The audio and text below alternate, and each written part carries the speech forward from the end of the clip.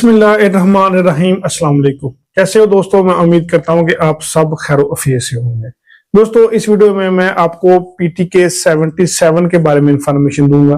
दोस्तों, पीटीके 77 ये एक सेनिगा टेबलेट के नाम से आती है मेडिसिन, जो कि बहुत ही अच्छा वर्क करती है। अगर किसी इंसान को सांस की नाली में या फिर हवा की नाली में बहुत ही लंबे अरसे से सोजिश का इश्यू देखने को मिलता है और उसकी वजह से पेशेंट को बहुत ज्यादा जो सांस लेने में एक डिस्कम्फर्ट देखने को मिलता है और उसके साथ पेशेंट को बहुत ज्यादा क्रोनिक कफ का इश्यू देखने को मिलता हो, ऐसे तमाम सिचुएशन से पेशेंट को निकालने के लिए ये टैबलेट बहुत ही अच्छा वर्क करती हैं। दोस्तों, इस वीडियो में मैं आपको पीटीके 77 जो कि सेनिका टैबलेट्स हैं, इसके बारे में मुकम्मल इंफॉर्मेशन दूंगा। तो मेरी आप सबसे गुजारिश है कि वीडियो को एंड तक लाजमी देखें। मैं हूं डॉक्टर उमर और आपको अपने चैनल होम्योटेक में खुशामदीद कहता हूं। दोस्तों, अगर किसी की कोई क्वेरी है या फिर अगर किसी ने कोई ट्रीटमेंट करवाना है तो वो नीचे मेरी ईमेल के ऊपर अपनी अलामत बताकर या फिर अपनी रिपोर्ट सेंड करके अपना ट्रीटमेंट करवा सकता है। पीटीके 77 जो कि एक सेनिगा टैबलेट्स के नाम से आती हैं, ये बहुत ही अच्छा वर्क करती हैं सांस की नाली की सोजिश के ऊपर और हवा की नाली की सोजिश के ऊपर।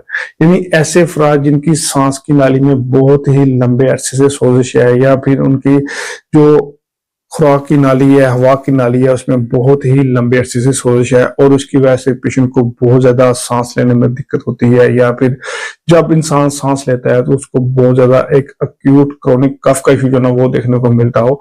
तो ऐसी तमाम सिचुएशन से पेशेंट को निकालने के लिए ये टैबलेट बहुत ही अच्छा वर्क करती हैं। सबसे पहले मैं आपको बताता हूँ कि इसे हम कौन कौन सी डिजीज में इस्तेमाल कर सकते हैं। दोस्तों, पीटीके 77 बहुत ही अच्छा वर्क करती है क्रोनिक ब्रोंकाइटिस के केस में। इन दोस्तों, ब्रोंकाइटिस में अगर किसी इंसान को बहुत लंबे अरसे से सोजिश है और उसकी वजह से पेशेंट को बहुत देर से एक कफ का सिम्टम बना वो देखने को मिलता है और वो कफ जो एक 3 मंथ से ज्यादा पेशेंट को इश्यू जो है ना वो देखने को मिलता हो, तो उसकी वजह से पेशेंट बहुत ज्यादा रेस्टलेस बेचैन जो है ना वो देखने को मिलता हो, तो ऐसे केस में ये टैबलेट बहुत ही अच्छा वर्क करती हैं। और उसके बाद दोस्तों, नेक्स्ट डिजीज जिसमें ये टैबलेट बहुत अच्छा वर्क करती है वो है चेस्ट कंजेशन। इन दोस्तों, ये जो ब्रोंकाई होती है उसमें इन्फ्लामेशन होती है, उसकी जो एयर ट्यूब होती है उसमें इन्फ्लामेशन की वजह से जो चेस्ट में पेशेंट को इस तरह का सेंसेशन मालूम होता है कि उसकी चेस्ट जो है ना एक कपड़े से जो है ना वो बनी गई है। तो जो चेस्ट की कंजेशन है, चेस्ट की टाइटनेस है, उसमें पेशेंट को रिलीफ देने के लिए उसमें एक रैटलिंग साउंड जो है ना वो पेशेंट को मालूम होती हो, एक टाइटनेस जो है ना पेशेंट को महसूस होती हो, उसमें एक चेस्ट में एक सोरनेस जो है ना वो मालूम होती हो। तो ऐसी तमाम सिचुएशन से पेशेंट को निकालने के लिए ये टैबलेट बहुत ही अच्छा वर्क करती हैं। और उसके बाद दोस्तों, ऐसे अफराद या फिर ऐसे बच्चे जिनको विंटर के मौसम में खासतौर पर बहुत शदीद किस्म की कफ का इश्यू जो है ना वो देखने को मिलता हो, इन दोस्तों ऐसे बच्चे या ऐसे बड़े जिनका इम्यून सिस्टम बहुत कमजोर हो और जैसे ही सर्दी आती हो और उनको बहुत ज्यादा जो है ना अक्यूट कफ जो है ना वो देखने को मिलती हो, तो ऐसे केस में भी ये जो टैबलेट है बहुत अच्छा वर्क करती हैं। ये कफ के केस में पेशेंट को रिलीफ देती हैं, चाहे तो वो टाइट कफ हो या फिर ऐसी कफ हो जिसमें जो म्यूकस की एक्सपेक्टोरेशन जो है ना वो बहुत ज्यादा देखने को मिलती हो, या फिर दोस्तों ऐसे ओल्ड पीपल या फिर ऐसे लोग जो बहुत ज्यादा सिगरेट का इस्तेमाल करते हो, तो उनको जो जिस किस्म की कफ जो है ना वो देखने को मिलती हो, तो इन तमाम सिचुएशन से निकालने के लिए ये जो सेनिगा टैबलेट्स हैं बहुत ही अच्छा वर्क करती हैं। चाहे तो वो दोस्तों बहुत लंबे अरसे से स्मोकिंग करता हो या फिर बहुत बुजुर्ग हो, यानी ऐसे बुजुर्ग जिनकी एज जो ना वो 60 ईयर से अबव हो, तो ऐसे अफराद को भी ये टैबलेट बहुत ही अच्छा वर्क करती हैं।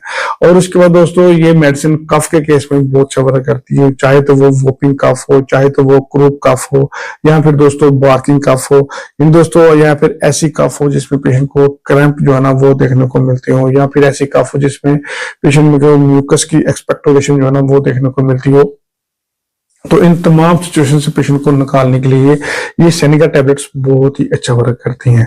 तो अब मैं आपको बताता हूं कि इस टैबलेट्स को हम कौन कौन सी अलामत महसूस होते से हम इस्तेमाल कर सकते हैं। यानी सबसे पहले दोस्तों, ऐसे अफराद जिनको लंग्स में इन्फ्लामेशन हो गई हो और ब्रोंकाइट ट्यूब जो है ना उसमें म्यूकस की डिपोजिशन हो गई हो, तो ऐसे केस में ये टैबलेट बहुत ही अच्छा वर्क करती हैं। और उसके बाद दोस्तों, ऐसे अफराद जिनको बहुत ज्यादा चेस्ट में एक टाइटनेस या फिर एक कंजेशन जो है ना वो देखने को मिलती हो, तो ऐसे केस में ये टैबलेट बहुत ही अच्छा वर्क करती है। या फिर दोस्तों, सर्दी के मौसम में खासतौर पर बच्चों में या फिर बूढ़ों में या फिर ओल्डर एज लोगों में अगर किसी को कफ का इशू देखने को मिलता हो, ऐसे केस में ये मेडिसिन बहुत अच्छा वर्क करती है। या फिर दोस्तों ऐसे अफराद जिनको बहुत ज्यादा ड्राई कफ या फिर बहुत ज्यादा क्रैम्प वाली कफ का इशू देखने को मिलता हो, तो ऐसे केस में ये टैबलेट बहुत ही अच्छा वर्क करती है। अब मैं आपको बताता हूँ कि इसमें कौन कौन सी मेडिसिन जो है ना वो इस्तेमाल की गई है, जो कि इन तमाम सिचुएशन से निकालने के लिए बहुत ही अच्छा रोल प्ले करती है। इसमें सबसे पहली मेडिसिन जो इस्तेमाल की गई है वो है सेनिगा। सेनिगा दोस्तों बहुत अच्छा वर्क करती है म्यूकस को साफ करने के लिए, और उसके साथ चेस्ट की कंजेशन को साफ करने के लिए, चेस्ट की कंजेशन को कम करने के लिए जो सेनिगा होम्योपैथिक मेडिसिन बहुत अच्छा वर्क करती है। उसके बाद नेक्स्ट होम्योपैथिक मेडिसिन बहुत अच्छा वर्क करती है वो है एंटीमोनियम सल्फ। दोस्तों एंटीमोनियम सल्फ बहुत अच्छा वर्क करती है ब्रोंकाइटिस के केस में।